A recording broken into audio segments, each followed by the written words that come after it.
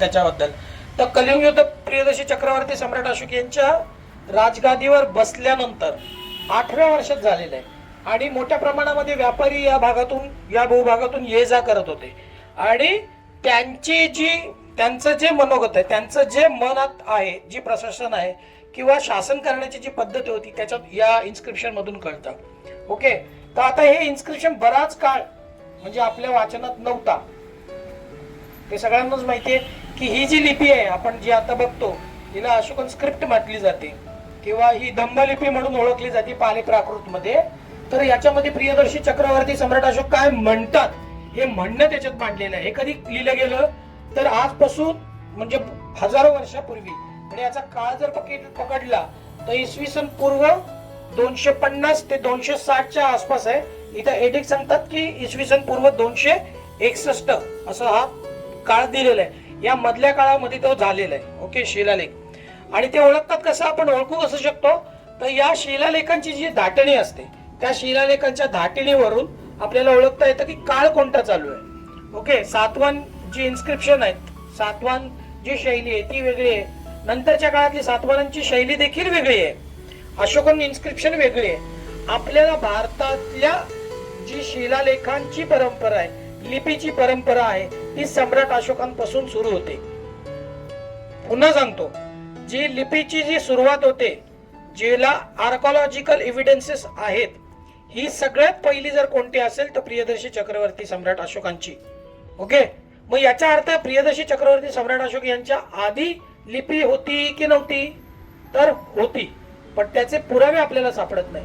हे कसं आपल्याला कळतं, तर मौर्यांच्या आधी देखील आपण हडप्पा संस्कृतीमध्ये गेलो तर त्यांचे सील वगैरे मिळतात आपल्याला, पण त्यांची जी शिला म्हणजे त्यांची जी लिखाणाची जी आपल्याला मिळालेले जे पुरावे आहेत ते तुटक तुटक स्वरूपात आहेत आणि वाचताही आलेले नाहीत, डिसायफर आपल्याला अजूनपर्यंत करता आलेले नाहीत. त्याच्यामुळे आपण आपल्या मागे मागे मागे आपला इतिहास बदलू शकतो, अजून बदललेला नाहीये. जसं जसं काळ लोटेल, जसं जसं काळ उलटून जाईल, तसं तसं तो आपल्याला इतिहास जो आहे तो वेगळ्या स्वरूपातून आपल्या समोर येईल. प्रियदर्शी चक्रवर्ती सम्राट अशोक ही जी व्यक्तिरेखा आहे ही देखील भारतीय लोकांच्या मनातून पूर्णपणे पुसली गेली होती. त्यांच्या स्मृतीत प्रियदर्शी चक्रवर्ती सम्राट अशोक एक जवळपास काही शतके पुसले गेलेले होते.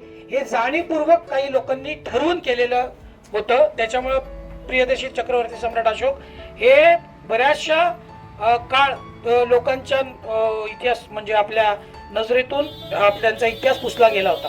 पण तो आपल्याला सगळ्यात पहिल्यांदा जर कळलं कुठे असेल तर ती आपण त्यांचे उपकार मानले पाहिजेत की एकमेव व्यक्ती होती की ज्यांनी हरवलेला जो सम्राट होता त्याला पुन्हा शोधून काढण्याचं काम एक व्यक्तीने केलं. त्याचं नाव होतं जेम्स प्रिन्सेप. या जेम्स प्रिन्सेपने तो आला तर होता जेम्स प्रिन्सेप आपल्यावरती राज्य करायला. इंग्रजांचं जेव्हा राज्य होतं त्यावेळेला तो इथे आला, भारतात आला, कलकत्त्याला पहिल्यांदा आला आणि कलकत्त्यामध्ये त्यांनी टकसालीवरती, टकसाल म्हणजे काय की जिथे नाणी पाडली जातात, त्या टकसाळीवरती आलेला होता आणि ती नाणी परीक्षण करण्यासाठी त्याला ठेवलेलं होतं. अगदी तरुण वयात असलेला तो पोरगा होता, पण त्याची आवड जी होती त्या टकसालीवरती जुनी नाणी जमा केली जात होती, त्याच्यामध्ये ही नाणी वारंवार त्याला सापडायची आणि त्याला तो छंद लागलेला होता आणि त्याच्यावर काय लिहिलेलं आहे हे वाचायचं होतं. तर ते बऱ्याचसा काळ कोणाला वाचता न आल्या कारणाने सम्राट अशोक, गौतम बुद्ध ज्यांना आपण सम्यक संबुद्ध म्हणतो, हे पुसले गेलेले होते. मग पहिल्यांदा ही जी व्यक्ती आहे त्यांचं नाव जेम्स प्रिन्सेप, यांनी वारंवार जे उपलब्ध असलेले शिलालेख होते तर शिलालेख कसे त्यावेळेला उपलब्ध केले जात होते, तर एका ठिकाणी कलेक्ट केलं जात होतं. सम्राट आपल्या हे जे इंग्रज होते यांचा सेंटर पॉइंट कोणता होता, त्यावेळेला मुंबईला होता, त्यावेळेला सेंटर पॉइंट त्यांचा कलकत्ता होता. तर कलकत्त्यामध्ये हे सगळं कलेक्ट केलं जात होतं. तर कलेक्ट कसं केलं जात होतं, तर याच्यावरती या जो पूर्ण आता समजा हा शिलालेख आहे, या शिलालेखावरती या शिलालेखाचा ठसा उमटून घेतला जात होता, त्याला स्टॅम्पेज म्हणतात, स्टॅम्पिंग करून घ्यायचं. तो काय केला जातो, कसा स्टॅम्पेज केला जातो ते थोडक्यात सांगतो. पेपर असतो, तो पेपर याच्यावर चिकटवायचा आणि आधी ओला करायचा, तो जी सरफेस आहे तो ओला करायचा आणि त्याच्यावर जो पेपर आहे तो चिकटवायचा आणि डॅपल करायचा. तो डॅपल करायसाठी एक साधा असा एक कापसासारखा एक इन्स्ट्रुमेंट आहे, साधा आहे, तो असा डॅपल करायचा. डॅपल केला की काय होतं, ओला असल्या कारणाने जो जे इनग्रेव्हिंग आहे, जे कोरलेलं आहे त्याच्या आतमध्ये ते जातं आणि वरती परत काय करायचं, काळ्या साई घ्यायची, कापूस स्पंज घ्यायचा आणि त्याने रब करायचं. रब केल्यानंतर त्या कागदाला काय होतं की जे इनग्रेव्हिंग आहे, जे ठसे आहे, तर त्याच्यामध्ये काही इंक जात नाही, पण वरचा सॉफ्ट पेपर असतं त्याच्यावर लागतं आणि इनग्रेव्हिंग काय झालेलं आहे तर ते करता येतं. असे इनग्रेव्हिंग केलेले स्टॅम्प हे सगळे कलकत्त्यामध्ये कलेक्ट होत होते आणि कलेक्ट केल्यानंतर ते सगळे जेम्स प्रिन्सेप याने ते ठेवले आणि मग तो वाचायला सुरुवात केली. त्याला तो वाचून डोळ्यांना सुद्धा त्रास झाला, पण या वाचनामध्ये मी जेव्हा वाचन करत होता तेव्हा वारंवार एक शब्द यायचा, तो म्हणजे दानम. दानम हा शब्द वारंवार येत असल्या कारणाने कोणीतरी दान करते हे त्याच्यात लक्षात आलं आणि ते दान कोण करताय, मग त्याच्यातून सम्राट अशोकांचं नाव समोर आलं. सम्राट अशोक ही व्यक्तिरेखा समोर आली आणि सम्राट अशोक ही जी व्यक्ती आहे ही कुठल्या तरी व्यक्तीच्या बद्दल कृतज्ञता व्यक्त करते आणि धम्मदान देतोय. तो धम्मदान वारंवार दिला जातोय आणि तो धम्मदान मिळतोय तर दिला जातोय. हे जेव्हा कळालं तेव्हा मग त्याला अशोक हा शब्द ओळखला. तर अशोक हा शब्द जेव्हा ओळखण्यात आला तेव्हा अशोक मौर्य घराण्याचा राजा होता, सम्राट होता. हे जेम्स प्रिन्सेपने पहिल्यांदा सांगितलं आणि जेम्स प्रिन्सेपने सांगितलं की प्रियदर्शी चक्रवर्ती सम्राट अशोक याचं या जम्बूद्वीपावरती राज्य आहे.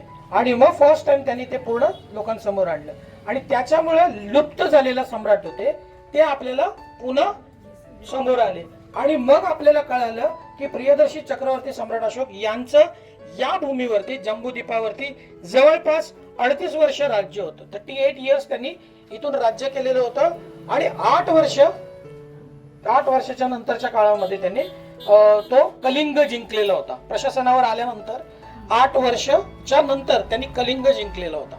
तर ते पहिल्यापासून बुद्धिस्ट होते आणि त्यांनी हे इथून जिंकलं. इन्स्क्रिप्शन मध्ये काय लिहिलेलं आहे तर इन्स्क्रिप्शन मधून हे लिहिलेलं आहे की तुम्ही प्राणी हत्या करायची नाही, जीव हत्या करायची नाही, महामंत्र आम्ही दिलेले आहेत, तुम्ही आई वडिलांची सेवा करायची, तुमच्या बरोबर असलेले जे कोणी नोकर चाकर आहेत त्यांची सेवा करायची, प्राणी हत्या करायची नाही. म्हणजे त्याचं कारण असं आहे की प्रियदर्शी चक्रवर्ती सम्राट अशोक असू द्या किंवा त्यांच्या काळातले इतर वेगळेही राजे असू द्या, ते काय करायचे, आपल्या खाण्यामध्ये मोर आणि हरण हे वारंवार कापले जायचे आणि ते वारंवार खाल्ले जायचे होते. मोठ्या प्रमाणामध्ये मोर मारली जात होती, मोठ्या प्रमाणामध्ये हरणं मारली जात होती आणि ते कंझ्युम केलं जात होतं. तर जीव हत्या करू नये म्हणून सम्राट अशोकांनी निर्बंध घातले आणि प्राणी हत्या बंद केली, कमी केली. त्यांनी स्वतः शिलालेखामध्ये म्हटले की मी माझ्या जो किचन आहे त्याच्यामध्ये मी प्राणी हत्या किंवा प्राणी मारण्यात जे प्रमाण आहे ते कमी केलेले आहे. याच्यातून कळतं, याच्यातून हेही कळतं की त्यांनी महामात्रा नेमलेले होते. आपल्याकडे देखील महामात्रा आलेली होती मुंबई त्या नालासोपारा. त्यांचं नाव काय होतं, यौन धम्मरक्षित. आपल्याकडे जे महामात्रा आलेले होते धम्म प्रचारक त्यांचं नाव काय होतं, यौन धम्मरक्षित. यौन धम्मरक्षित म्हणजे काय तर यौन म्हणजे यवन, यौन म्हणजे यवन म्हणजे ग्रीक. आता ग्रीक इथे आलेला, व्हॉट वॉज द रिझन की ग्रीकला का पाठवलं त्यांनी, जो सुना प्रांत आहे त्याच्यामध्ये गरज काय होती. त्याचं कारण असं आहे की सुना प्रांतामध्ये मोठ्या प्रमाणामध्ये ग्रीकांची वसाहत होती. ती ग्रीकांची वसाहत कुठे होती तर कल्याणमध्ये होती. कल्याणचं बंदर कोणाकोणाला माहिती आहे, कोणालाच नाही माहिती. कल्याणचं बंदर आज नष्ट झालेलं आहे. कल्याणचं बंदर आजही आहे, मी त्याच्यावर व्हिडिओ पण केलाय. माझा जो पांथस्थ, तुम्ही प्रत्येकाने जी आयडी घातली त्याच्यावर पांथस्थ लिहिलंय, हा माझा युट्यूब चॅनलचं नाव आहे आणि जो निरंतर प्रवास करतो त्याचं नाव आहे पांथस्थ, म्हणून त्याच्या खाली लिहिले द ट्रॅव्हलर. तो निरंतर प्रवास करत असतो. तर जे सार्थवाद पथ होतं, सार्थवाद पथ म्हणजे कोणतं तर तुमचा ट्रेड रूट जो होता, त्या ट्रेड रूट वरून हे जे व्यापारी जायचे ते सगळे कुठे यायचे शेवटी तर ते यायचे कल्याणला. त्याचं कारणच असं होतं की जो व्यापार व्हायचा तो समुद्रमार्गी होत होता आणि म्हणून कल्याण एक मोठा पोर्ट होता, मोठा सेंटर होता, म्हणून तिथे देखील स्तूप होते. हे तुमच्या इतिहासातून पुसले गेलेलं, म्हणजे हा इतिहास तुमच्या याच्यातून पुसला गेलाय. कल्याणला स्तूप होते, ते नष्ट झाले. कल्याणचे लोक हे प्राचीन काळातले बौद्ध धम्य होते. कल्याणचे लोक कोण होते त्या काळातले? बौद्ध होते. आजचे कोण आहेत ते? आगरी आणि कोळी. यांनी दान दिलेले शिलालेख तुम्हाला कानेरी लेणीवरती सापडतील. तर यांची गुंफण आहे ही अशी सगळी. आणि कल्याण मधून जाणार मुरबाड मार्गे कुठे? मशाला, मसा खाली मशा आहे, मसा. तिथे आजही जत्रा भरते आणि त्या जत्रेतून काय मिळतं? आजही शेतकऱ्यांना लागणारे उपयोगी संसाधन जी आहे, म्हणजे काय तर फावडा, गमेली, कोयता. तुम्ही काय म्हणता? पहिला आम्ही कोयता म्हणतो. सगळं ते सगळंच मिळतं. ते जे काही शेतकऱ्यांना लागणाऱ्या सगळ्याच वस्तू तिथे मिळतात. तिथून जाणारा मग मार्ग जो होता तो म्हणजे नाणेघाट. त्या नाणेघाटावर जकात नेमलेली होती आणि त्या तिथून जकात कलेक्ट केली जायची आणि वर देशावरती मग लोक जायचे आणि वर जाऊन ते विकले जात होतं. तर हे सगळे इन्स्क्रिप्शन आणि सगळ्या गोष्टी व्यापाराच्या भोवती चालवत होत्या. बुद्धिझम देखील फ्लोरिश झाला. तो कशामुळे फ्लोरिश झाला? व्यापारामुळे. व्यापारी लोकांनी मोठ्या प्रमाणामध्ये धम्म स्वीकारला आणि त्याच व्यापारी लोकांनी मोठ्या प्रमाणामध्ये धम्म पसरवला. त्याच्यामुळे आपल्याला सगळ्यात पहिल्यांदा उपासक जे होते, जे व्यापारी होते, त्या व्यापाऱ्यांनी पहिल्यांदा धम्म समजून घेतले. दोन व्यापाऱ्यांची नावं सांगितली मी तुम्हाला, तपस्सू आणि वल्ली. हे दोन संघ नाहीये, संघ अजून स्थापन झालेलं नाही. हे दोन अग्रगण्य उपासक आहेत सामान्य जनतेतले. तर ह्या दोघांनी पहिल्यांदा त्यांच्याकडून धम्म समजून घेतला आणि त्याच्यानंतर इसिपतन या पंचवर्गीय भिक्खूला त्यांनी धम्म समजून सांगितलं. पण त्याच्या आधी या लोकांनी दिलं. काही तो डिबेट आहे की ते लोक या भागातले होते, उत्कल मधले होते. कोण? तपस्सू आणि बल्ली. त्यांनी जो केश धातू आणलेले होते, केश धातू आणि नख ही स्थापित केलेली होती. कुठे? तर आपण ललितगिरीच्या वरच्या स्तूपामध्ये जेव्हा गेलो ना, तिथे ते मिसिंग झालं होतं माझ्याकडून. तर मी जिथे सांगितलं आपण वरच जाऊन थांबलो होतो आणि बोललो शेवटी. माहिती आहे ना तुम्ही? इथे ती कुठली तरी सिरियलची स्टोरी सांगत होती. तर त्या ह्याच्यामध्ये ते इन्शुराईन केलेले होते असे काही अभ्यासकांचं मत आहे. आणि ते कास्केट त्याच्यात सापडलं होतं आणि ते कास्केट आपण खाली म्युझियम मध्ये पाहिलं. वाटेल ते त्यावेळेला मिस झालं होतं म्हणून ते कनेक्ट करून सांगितलं तुम्हाला. तर अशा सगळ्या घटनाक्रम चालू आहे. सम्राट अशोकांचा शिलालेख हा ब्राह्मी म्हणजे आजच्या आपण धम्मलिपी म्हणतो, पाली प्राकृत, आणि हिला अर्धमगधी पण म्हणतात. ही अर्धमगधी अख्ख्या जंबुलिपात म्हटली जात होती. याचे पुरावे तुम्हाला कसे सापडतात? तर याचे पुरावे तुम्हाला अशा पद्धतीने सापडतात की आता आपण आलेलो आहोत कलिंग भागामध्ये, पण असाच शिलालेख आपल्याला सोपाऱ्यामध्ये पण सापडतो. असाच शिलालेख म्हणजे या लिपी आणि भाषेमध्ये असाच शिलालेख आपल्याला इथे सापडतो, सोपाऱ्याला सापडतो, आपल्याला पाटलीपुत्रामध्ये सापडतो म्हणजे पटनामध्ये, आणि तसाच शिलालेख आपल्याला सन्नतीला देखील सापडतो. सन्नतीपासून 80 किलोमीटरवर असलेला एक शिलालेख आहे. तो अत्यंत सम्राट अशोकांच्या जीवनाशी संबंधित महत्वपूर्ण शिलालेख आहे. पण तो आपले धम्म सहल घेऊन जाणारे लोक अजिबात दाखवत नाहीत. तो मी दाखवतो. सम्राट अशोकांचा तो महत्वपूर्ण शिलालेख त्यांच्या शासन व्यवस्थेमध्ये येण्याच्या आधीचा शिलालेख आहे. तर तो पण देखील आपण अभ्यासला पाहिजे. सांची अभ्यासद्वारेतून आपण तो सांगतो. तर हे शिलालेख तुम्हाला कनेक्ट करतात आणि सांगतात की अख्ख्या जम्बूद्वीपामध्ये एकच भाषा आणि लिपी वापरली जाते. त्याच्यामुळे तुम्हाला कुठल्याही कानाकोपऱ्यात गेलात तर सम्राट अशोकांचे स्तंभलेख आणि शिलालेख सापडतात. ओके, जिथे जिथे शिलालेख कोरडं शक्य नव्हतं तिथे तिथे त्यांनी स्तंभ उभे केले. बाकी तर असं एवढा महत्वपूर्ण हा शिलालेख आहे. तर हा शिलालेख याच्यापेक्षा याच्यामध्ये सम्राट अशोकांची नीती त्यांनी सांगितलेले आहेत. महामात्रांना निर्देश दिलेले आहेत की तुम्ही ते वाचून दाखवायचे. सम्राट अशोकांचं काय म्हणणं आहे, धम्म काय सांगतो, आणि तुम्ही लोकांशी जनतेशी कसं वागलं पाहिजे हेही शिकवलं जातं. आई वडिलांशी किंवा तुमच्या प्रजाजनांशी तुम्ही कसं वागलं पाहिजे याच्या नीतिमत्ता त्यांनी शिकवलेली आहे. Okay, got it. पण याच्यामध्ये सम्राट अशोकांचं नाव, त्यांची जी उपाधी आहे ती याच्यात मिळत नाही आपल्याला. मग ती उपाधी कुठे सापडते आपल्याला? आपण सांगितलं ना, देवांना पियदस्सी चक्रवर्ती सम्राट अशोक. चक्रवर्ती लिहिलेला नाहीये, सम्राट अशोक. ओके, ही उपाधी इथे नाही भेटत. मग ही उपाधी कुठे भेटते आपल्याला? तर कर्नाटक मधल्या सन्नती या भागातल्या नित्तूर या ठिकाणी सापडते. नित्तूरला आपण जाऊन आलो. कोण होतं माझ्या बरोबर? येस, तुम्ही होता.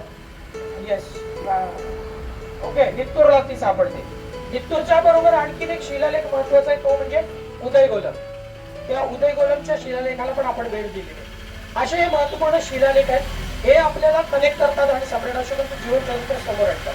सम्राट अशोकांचं जीवन चरित्र कोणी लिहिलेलं नाही. आपल्याकडे ती पद्धती नव्हती शिलालेख म्हणजे सॉरी जीवनचरित्र लिहायची. नंतरच्या अभ्यासकांनी सौकोळ आत्ताच्या विद्वानांनी तो त्यांचं चरित्र डार्क शेड मध्ये करून मग ते आपल्या समोर रिप्रेझेंट केलंय. तर तुम्हाला हेल्पफुल सम्राट अशोकांचं जर कोणते शिलालेख करत असते तर त्यांचं जीवन चरित्र जर तुम्हाला समजून घ्यायचं असेल तर तुम्हाला स्वतःला अभ्यास करावा लागेल आणि हे सगळं समजून घ्यायला लागेल. ओके बाकी आता तो हत्ती जो प्रसिद्ध आहे तो आपण बघूया. आणि हा इथे का कोरलेला तर तुम्ही काल समुद्रावर गेला होता, तिथून व्यापारी मोठ्या प्रमाणात यायचे. ते व्यापारी इथे भेट द्यायचे, इकडच्या भागात ते व्यापार करायचे आणि ब्लॅक पॅगोडाला पण भेट द्यायचे. ब्लॅक पॅगोडा कोणी कोणी बघितला? एकट्यानेच बघितला यांनी कोणता? आणि व्हाईट पॅगोडा कोणाला म्हटलं जात होतं? जगन्नाथ. ओके कधी काळी ते सुरुवातीच्या काळामध्ये बुद्धिस्ट